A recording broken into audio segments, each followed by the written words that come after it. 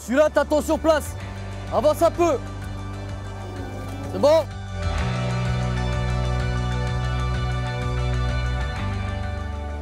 L'armée de terre et ses blindés.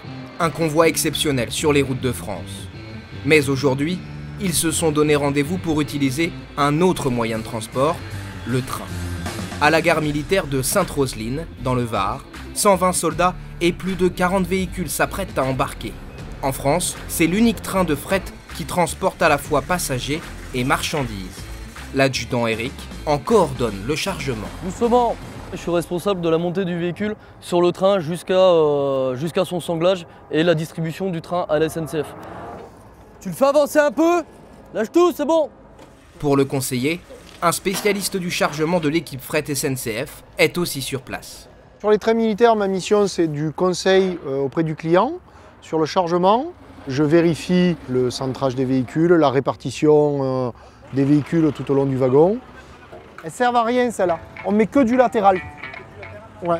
Toute l'opération est supervisée par l'état-major de la zone de défense de Marseille. Stop. Ces transports en train sont un enjeu important pour l'armée française. L'objectif, évidemment, c'est que le matériel arrive à destination sans dommage. L'usage du train est beaucoup plus favorable pour la sauvegarde du matériel et celle du personnel. Une fois les véhicules chargés, les équipes procèdent aux dernières vérifications. Là, le rétro il est attaché, mais la portière, j'ai des doutes. À l'autre bout du train, les militaires reçoivent leurs dernières consignes avant l'embarquement. À un moment donné, on va nous dire terminé, vous montez tous et c'est fini, il n'y a plus personne qui descend. Voilà le point de situation. Est-ce qu'il y a des questions? Non.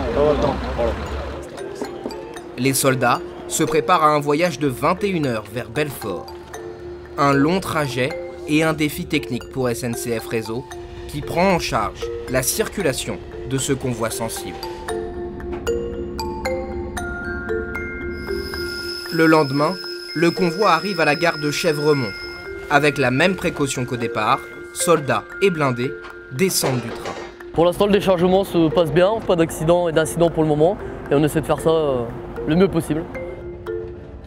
L'armée française profite ainsi d'un moyen de transport sur mesure et écologique.